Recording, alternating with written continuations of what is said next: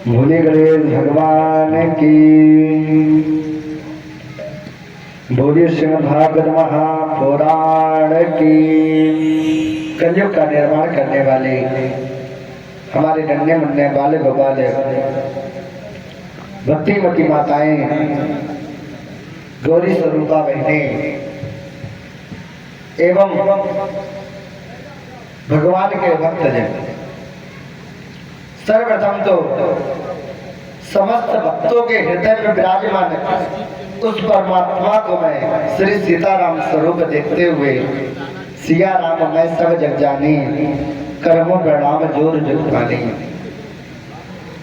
समस्त भक्तों के हृदय में उस विराजमान को मैं बारंबार प्रणाम करता हूँ।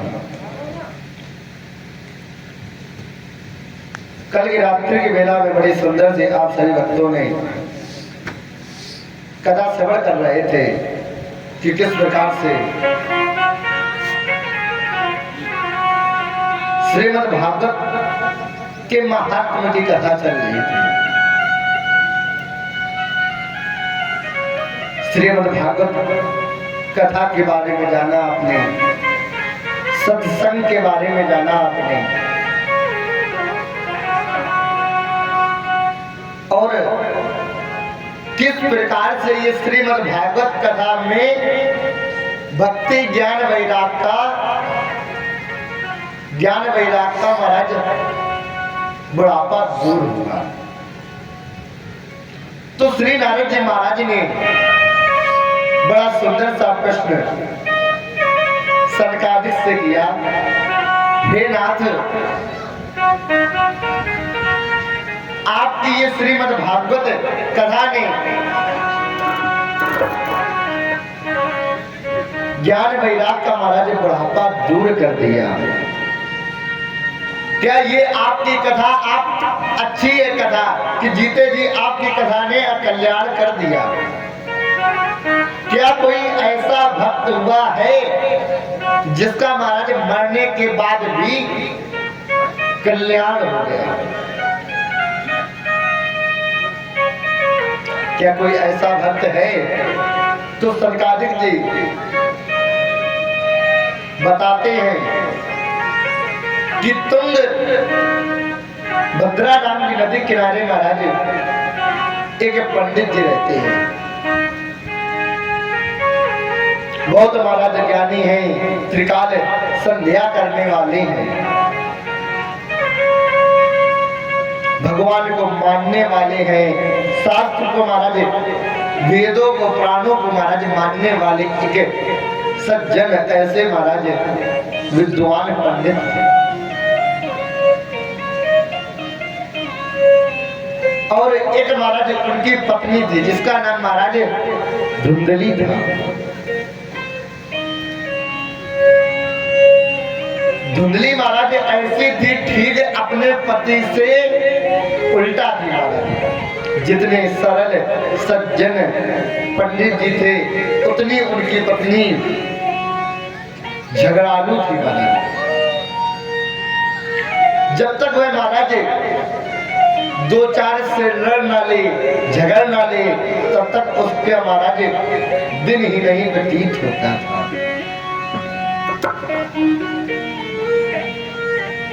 जैसा महाराज पंडित जी कहते थे उससे उल्टा वो करती थी महाराज।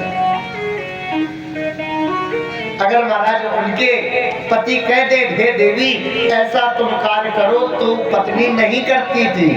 अगर कहते ये कार्य करो ना करो तो वह कार्य करती थी महाराज। कहने का महाराज तात्पर्य यह है कि उनसे उल्टा करती थी।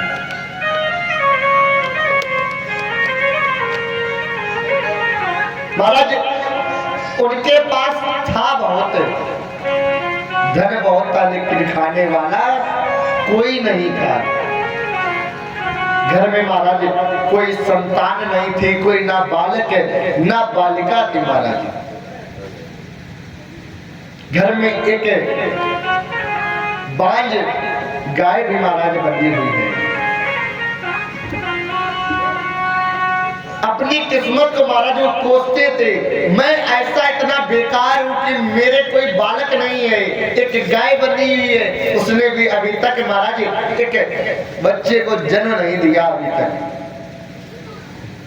कितना मैं महाराज दुर्भाग्यशाली हूं। कौन से महाराज ये जन्मों के मेरे कर्म हैं जो इस कर्म में महाराज इस जन्म भोगने पड़ रहे हैं। ऐसे महाराज इतने परेशान होते होते महाराज वह एक दिन महाराज मरने के लिए निकल दिए।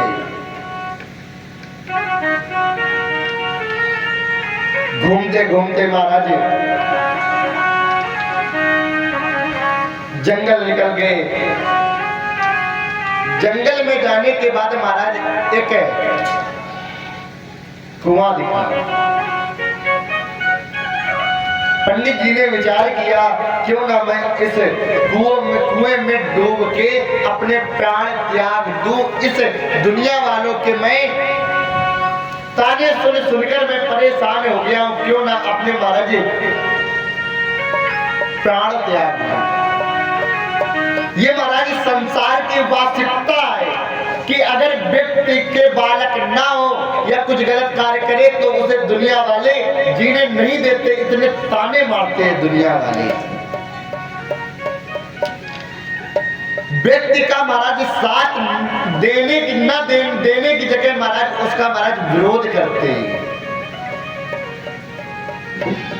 ताना महाराज मारते हैं। जब ऐसे महाराज ताने को पंडित जी से जब महाराज संयम नहीं हुए तो महाराज प्राण त्यागने आज महाराज चल दिए।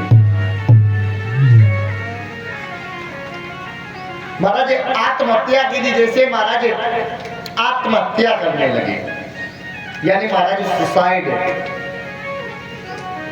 क्या सुसाइड करने से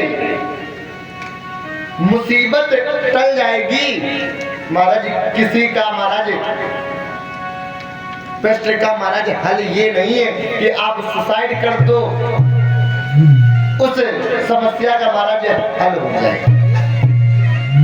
आजकल लोग महाराज नेक घर में कोई बात कह दी जाए, मोहल्ले वाले कुछ कह दें, विशेषकर महाराज इस कलयुग में अगर कोई व्यक्ति से अगर घर वाले कोई बात कर दे तो व्यक्ति यह विचार करता है मैं आज ही प्राण त्याग दूंगा। क्या प्राण त्यागने से वो आपकी समस्या महाराज सोल्व हो जाएगी? अगर समस्या सोल्व हो जाए तो ठीक है, प्राण त्याग दो, सोल्व हो जाए।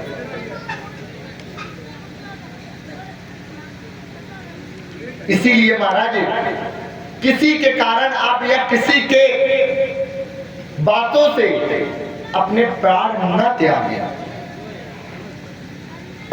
जैसे महाराज पंडित जी प्राण त्यागने चले, उसी समय महाराज एक महात्मा निकले वहां से। महात्मा ने महाराज रोका, उन्हें मन में ये विचार आया कि कोई बैठा है भगवान की प्राप्ति के लिए, क्यों ना इसे मार्गदर्शन दिखाया जाए।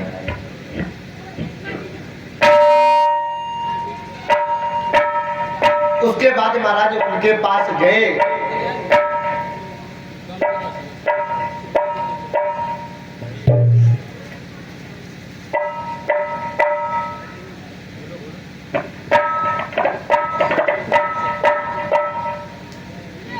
बोली गोविंद भगवान की।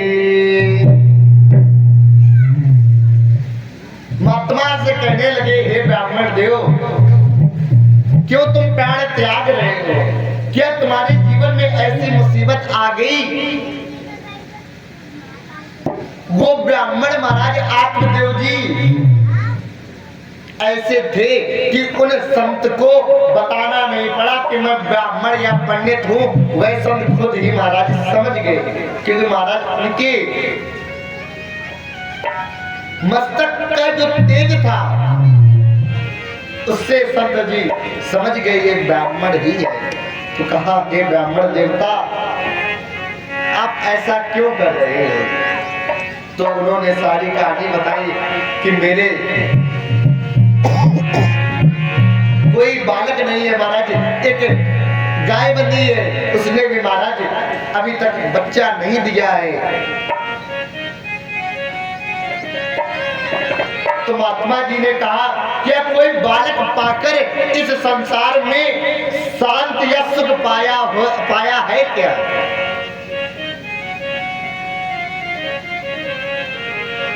तो पंडित जी ने कहा, मुझे संसार का तो पता नहीं, लेकिन अगर मेरा बालक उस पिता से पूछो जाके जो बालक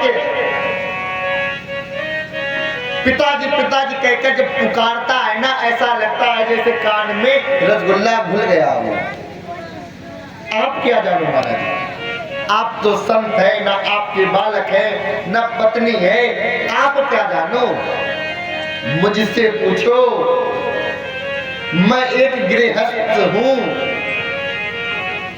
ये दुनिया वाले मुझे ताना मारते हैं कि तेरी कोई संतान ही नहीं है।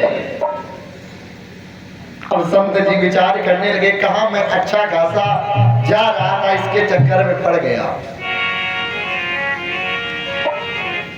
तो कहने लगे कि हे संत जी, आप मुझे एक संतान दो, नहीं तो मैं पटक कर यही महाराज जान दे दूंगा, आपको महाराज ब्रह्म हत्या का पाप लगेगा। क्योंकि महाराज शास्त्रों के अनुसार कहा जाता है कि ब्रह्म हत्या और गौ हत्या समान महाराज मानी गई है।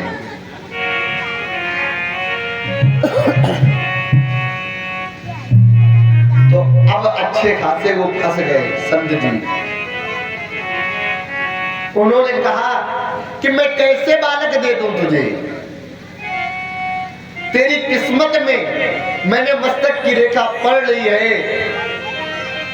तुम्हारे एक जन्म क्या 7 जन्मों तक कोई महाराज संतान नहीं है। अब पंडित जी हाथ जोड़कर कहने लगे, अब तो मैं जरूर प्राण त्याग दूंगा। मेरा जो एक गुना दुख था, आपने अब तो 7 गुना कर दिया है महाराज। जब आत्मदेव जी महाराज नहीं माने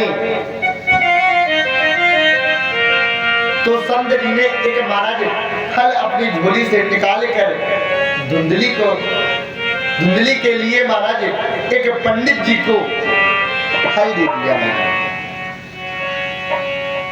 कहा, हे ब्राह्मण देवता, ये फल लो, अपनी जाकर अपनी पत्नी को खिला देना। कहा, अच्छा पंडित जी, संतान हो जाएगी? जरूर संतान हो जाएगी महाराज। कोई इस फल खाने का कोई महाराज नियम तो नहीं है। संत जी ने कहा, कोई नियम नहीं, बस शुद्ध होकर पवित्र होकर स्नान आदि क्रिया से निवृत्त होकर इस फल को खाना।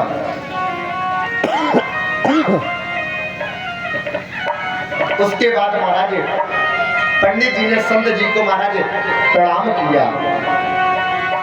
प्रणाम करने के बाद महाराज अपने महाराज घर को निकल गए। उसके बाद महाराज चिल्लाने लगे, हे देवी सुनो, देवी सुनो। आज महाराज इतने प्रसन्न है, अपनी पत्नी को इतनी तेजी से बुला रहे हैं। उनकी पत्नी धुंधली कहती है, क्या हुआ, क्यों ला रहे हो?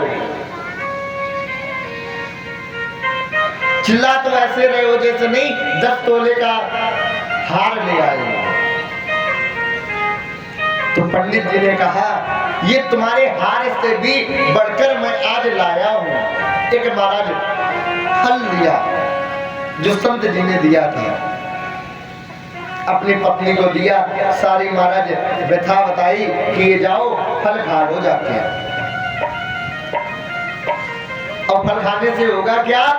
तुम्हें एक संतान की उत्पत्ति होगी। पत्नी ने भी कह दिया कि ठीक है। पत्नी ने कहा, ना धोकर पूजा पाठ करके मैं इस फल को खा लूंगी। तो पति देव ने कहा, जरूर आप खा लेना। उसके बाद पति देव आज महाराज निकल दिए। सारे मोहल्ले बताने लगे मेरे 9 महीने बाद मेरे यहाँ भी संतान हो जाएगी। थोड़ी देर बाद महाराज पड़ोसन आई, उसकी पड़ोसन की मतलब बहन आई है। उसको महाराज सारी वह व्यथा बताई कि ये फल कहां से मिला है। एक संत ने महाराज बाबा जी ने फल को दिया है। उसकी बहन ने कहा ये बाबा बैरागियों पर विश्वास न कर, पता नहीं कैसा फल दिया है, अगर खाना हो तो खा ले। तो धुंधली ने कहा अगर मैंने खा लिया शायद मेरे पेट में गर्भ पलने लगा, बालक पलने लगा महाराज, तो मेरा महाराज पेट बड़ा हो जाएगा, मैं तो चल भी नहीं पाऊंगी। तो उसकी बहन ने कहा कौन तुझे दौड़ में भाग लेना है। उसने कहा अगर रात में आग लग गई तो मैं तो जल जाऊंगी, सारा गांव भाग जाएगा, या फिर चोर आ गया सब तो भाग जाएंगे लेकिन मैं लास्ट में पकड़ी जाऊंगी, तो इस फल को मैं तो नहीं खाऊंगी। मैंने सुना है कि जो सुखदेव व्यास जी महाराज है ना, उनकी पत्नी के गर्भ में 12 वर्ष गर्भ ठहर गया था, उनका बालक 12 वर्ष, श्री सुखदेव जी महाराज 12 वर्ष व्यास जी की पत्नी के गर्भ में रहे थे महाराज। तो कहा अगर 1 साल भी ठहर गया मैं उतने में मेरे तो प्राण चले ही जाएंगे, तो ये तो नहीं संभव है, न मैं ज्यादा खा पाऊंगी, न चल पाऊंगी, न काम कर पाऊंगी, काम ये घर का कौन करेगा। तो उसकी बहन ने कहा नंद को बुला लेना। तो कहा मैं नंद को कैसे बुलाऊं, वो तो चोटनी है, पता नहीं मैं तो पड़ी रहूंगी, लेकिन वो सारा सामान झाड़ पोंछ कर घर ले जाएगी। उसके बाद बहन ने कहा बहन ऐसा करो, तुम्हारा मन नहीं है, ऐसा करो तुम इस गाय को डाल दो, पता पड़ जाएगा ये फल सही है या नहीं सही है। और मेरे पास इतने पैसे नहीं, मेरा भी बालक होने वाला है, पालन पोषण के लिए मेरे पास रुपए नहीं, ऐसा करना तुम ये बालक रख लो और कुछ रुपए हमें दे देना, कोई जान भी नहीं पाएगा। इसके बाद महाराज उनकी पत्नी धुंधली ने कह दिया कि ठीक है तुम मुझे बालक दे देना। कुछ दिन बाद महाराज धीरे धीरे समय व्यतीत हुआ, एक महाराज उसकी बहन का बालक हुआ, वो बालक धीरे से पता नहीं पड़ा धुंधली को महाराज दे दिया। कुछ दिनों पर जो बाज गाय बैठी थी उसको फल जो खिलाया था उससे एक महाराज पुत्र ने जन्म लिया। अब गाय का महाराज पुत्र कैसा हुआ, अब गाय का पुत्र कैसा होगा ये महाराज विचार करने वाले। गाय को तो बछड़ा होता है, पुत्र नहीं होता है। वो दिया था माँ के लिए कि बालक पैदा हो, खाया किसने, गाय ने, तो इसलिए गाय से महाराज पुत्र का जन्म हुआ। अब पुत्र कैसा हुआ, अब इंसान जैसा तो बालक हुआ लेकिन उसके कान गाय के समान थे।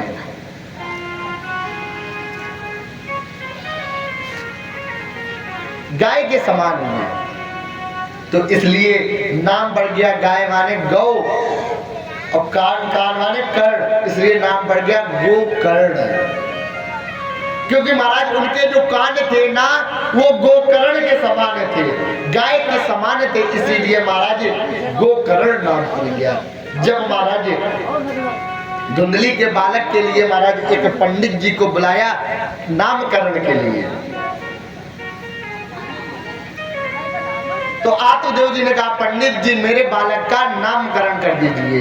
तो धुंधली बोल पड़ी दर्द मैंने सहन किया, बालक मेरा है, दर्द मैंने सहन किया, पाला पोसा मैंने।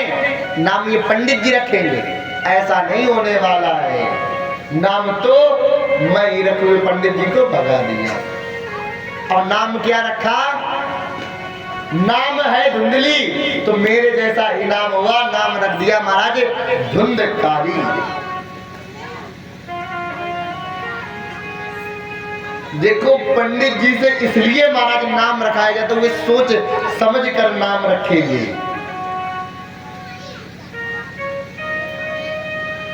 नाम जैसा भी रख लो, पंडित जी जैसा रख ले, लेकिन माताओं की आदत है एक ना एक नाम हो ही जाता है। कोई टिंको, पिंटो, गोलू, बाबू। अब छोटे पे बाबू कहोगे तो अच्छा लगेगा, अब बाबू हो गए बड़े तो बाबू थोड़ा नाम अच्छा लगेगा। गोलू है छोटे पे ठीक है, बड़े हो गए फिर थोड़ा नाम अच्छे लगेगा। तो ऐसे ऐसे नाम हो जाते। अरे तो फिर कोई बात नहीं भैया है हमारे, कोई बात नहीं नाम है आनंद है नाम। अब लेकिन छोटे पर तो नाम कैसा रख दो, लेकिन अगर छोटे पर जैसा नाम रख दोगे वही नाम बड़े पर चलता रहता है। महाराज क्या बताएं, हमारे गांव में, गांव से थोड़ा अलग रहते हैं, तो हमारे गांव में भी कुछ लोगों के ऐसे ऐसे नाम हैं, बहुत विचित्र हैं। सुन के ये भगवान से प्रार्थना करते हैं कि सही राह हम गांव से निकलकर बाहर रहने लगे, नहीं तो मेरा भी कुछ ना कुछ नाम रख दिया जाता। हम देखते काफी लोगों के मेरे गांव में नाम रखे गए, कुछ नए नए, तो भगवान से बहुत धन्यवाद हम करते, सही राह निकल गए। बोलो गोविंद भगवान की, बोलो राधे राधे। परीक्षित जी आप लेट आए हो तो राधे राधे तो बोलो कम से कम। राधे बोल रहे तेजी से बोलो राधे राधे। तो महाराज नामकरण हो गया, धीरे धीरे महाराज बालक बड़ा हुआ। अब गोकर्ण कैसा था? पूजा पाठ करने वाला था, वेद शास्त्र को महाराज मानने वाला था। और धुंधकारी महाराज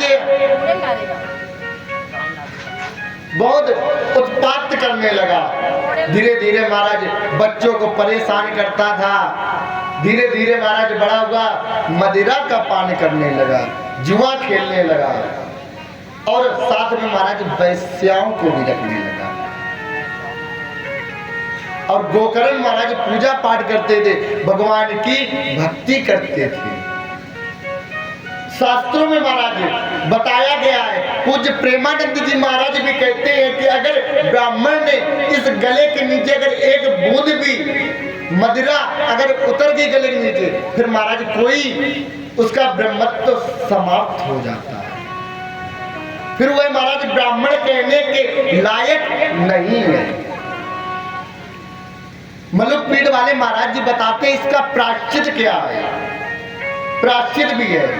आपको क्या लगता है मदिरा का कोई प्रायश्चित हो सकता है?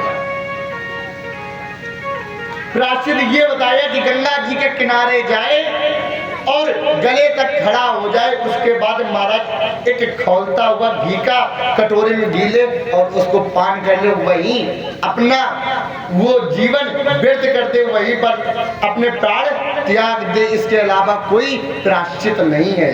इससे होगा क्या? वो व्यक्ति नरक नहीं जाएगा ब्राह्मण, फिर दोबारा उसे ब्राह्मण का जन्म मिलेगा। पहली बात तो महाराज ब्राह्मण को मदिरा का कभी पान ही नहीं करना चाहिए। धुंधकारी कौन है महाराज? वो भी एक ब्राह्मण है। बिल्कुल आजकल होते हैं कुछ लोग। धीरे धीरे महाराज वैश्याओं को भी साथ में रखने लगा। कुछ दिन बाद महाराज वैश्याओं को जब महाराज रखने लगा, अब भाई देखो कमाता वगैरह वैसे भी नहीं था, तो घर से थोड़ा थोड़ा धन चोरी करके लाता था। जब महाराज धन कुछ नहीं मिलता तो अपने माता पिता को महाराज पीटता था। तो इससे महाराज पिताजी बहुत परेशान हो गए। उन्होंने फिर विचार किया, मैं फिर प्राण त्याग दूंगा, अब देखिए महाराज, ये समझने वाली बात है। बालक नहीं था तो क्या किया, मैं प्राण त्याग दूंगा। अब बालक है, दो हैं, फिर भी क्या कह रहे, मैं प्राण त्याग दूंगा। देखो, बालक है तो दुखी, नहीं है तो दुखी। संसार महाराज थोड़े थोड़े सब दुखी हैं। जो भगवान ने दिया है उससे भगवान का धन्यवाद क्या करो। जो है सब आपका है। अगर किस्मत में नहीं है तो समझो भगवान ये किस्मत में नहीं है इसीलिए मुझे मिला नहीं। भगवान को दोष नहीं देना चाहिए।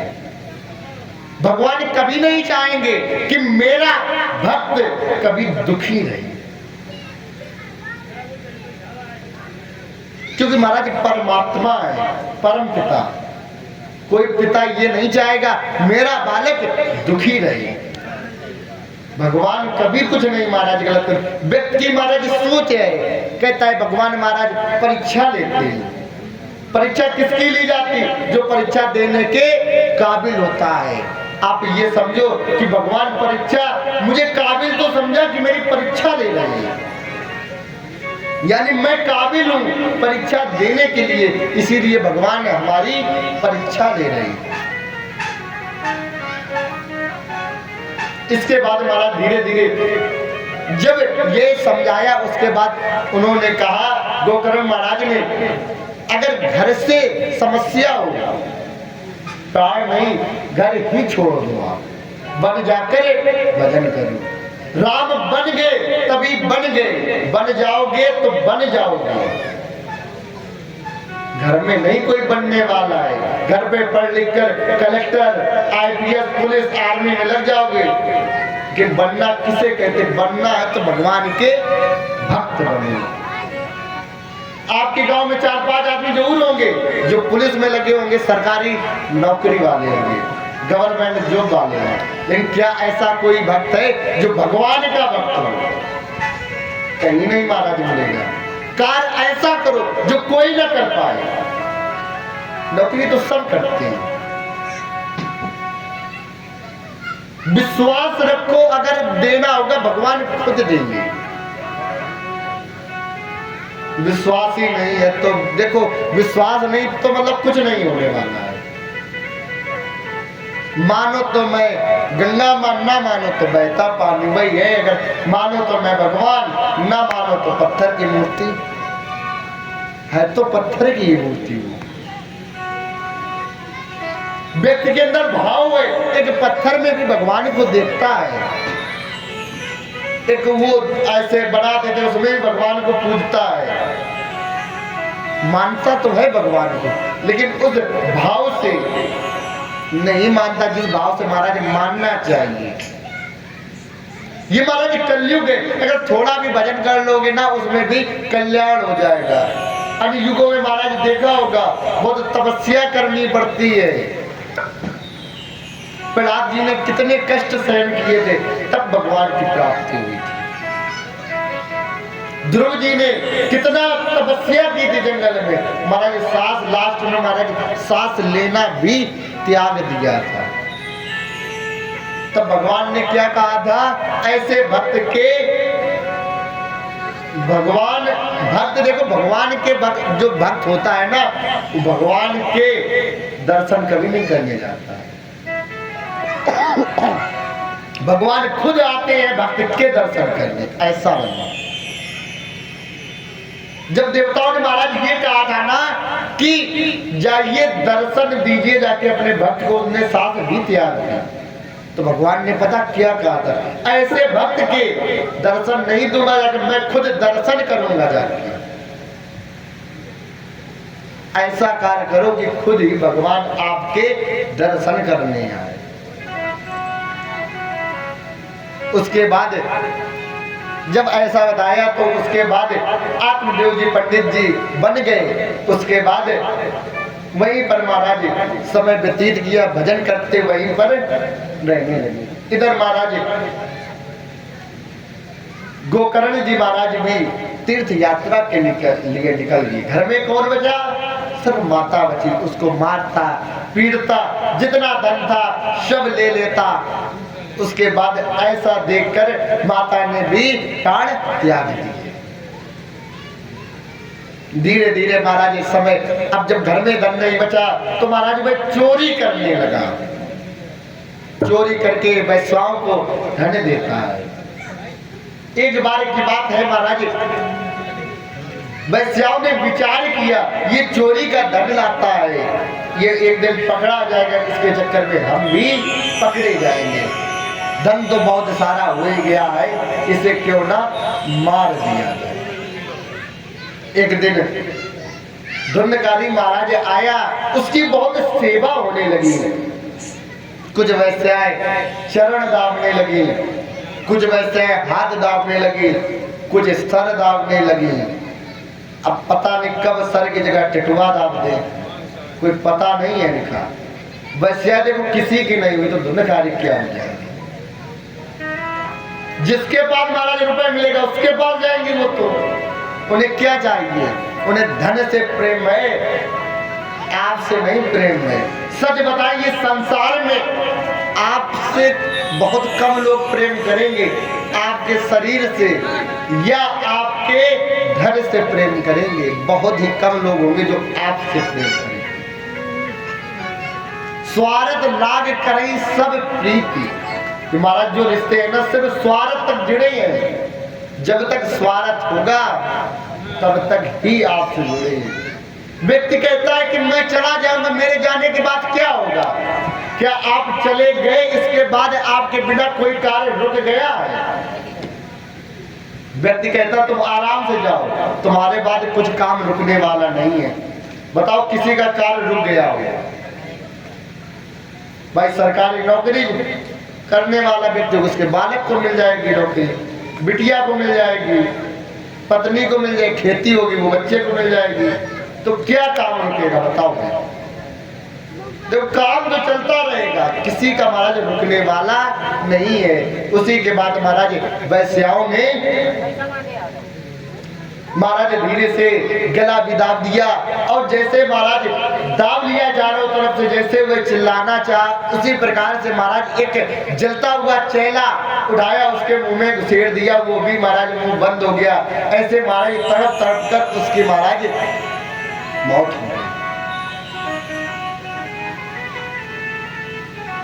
जैसा करोगे आप करोगे, आपको ही भुगतना पड़ेगा भाई, और नहीं उठेगा। गलत कर्म किए, कितनी दर्दनाक मौत दी।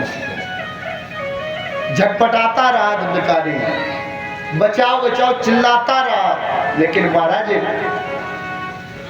जब चेला गुजरे थे फिर तो महाराज चिल्ला ही नहीं पाया। महाराज तड़प तड़प कर मर गया। और उसी के घर में महाराज वहीं गाड़ दिया।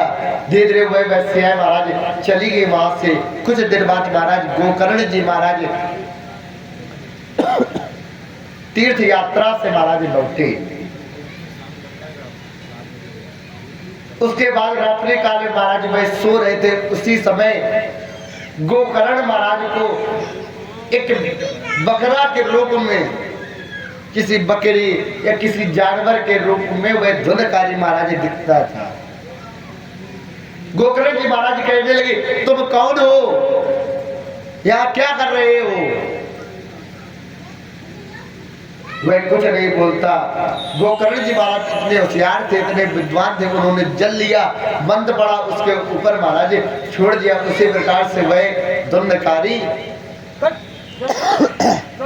बोलने लगा कि मैं आपका भैया हूं, सारी बात बताइए। मुझे वैश्याओं ने महाराज मार दिया है, मुझे मुक्ति दिलाओ अब कैसे करके। उसके बाद महाराज मुक्ति कराने के लिए महाराज उन्होंने सूर्य भगवान का ध्यान किया और सूर्य भगवान ने आकाशवाणी दी। सूर्य भगवान से पूछा कि बनने के बाद भी व्यक्ति का तर सकता है क्या? उसके बाद उनसे जब पूछा उन्होंने बताया श्रीमद् भागवत कथा कराओ। गोकर्ण जी महाराज ने श्रीमद् भागवत कथा प्रारंभ करा।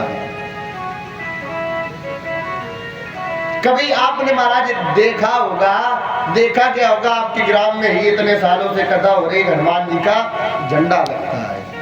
लगता कहाँ है? ग्राउंड में। अगर ग्राउंड में जहाँ हनुमान जी का झंडा लगेगा, क्या लगता है भूत प्रेत आ सकता है? धुंधकारी कौन है? प्रेत है। अब हनुमान जी महाराज नहीं आने दे रहे। उसके बाद सूर्य भगवान का महाराज पुनः ध्यान किया, उन्हें सारी व्यथा बताई।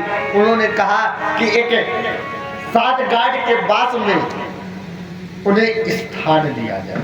तो उसके बाद 7 गांठ का महाराज एक बास लगाया, उस पे बैठकर धुंधकारी जिस प्रकार से कथा सुनता था, उसी प्रकार से 7 दिन उसने बैठकर वहां पर कथा सुनी। तभी आपने देखा होगा धुंधकारी का काला झंडा लगता है, उस पे भूत प्रेत आपके यही सब महाराज कथा सुनते हैं। आपके महाराज पूर्वज में सुनते हैं। उसके बाद महाराज कथा सुनी, विमान आया। विमान जब आया, विमान लेके चल दिया, तो वहां के भक्तों ने कहा इन्हें विमान लेके जा, क्या हमने नहीं कथा सुनी है? जो ये विमान लेने आया है, हमें क्यों नहीं? ये तो महाराज भेदभाव हो गया। उसने एक स्थान पर कथा सुनी, दिन में सुनता था, रात्रि में कथा का मनन करता था।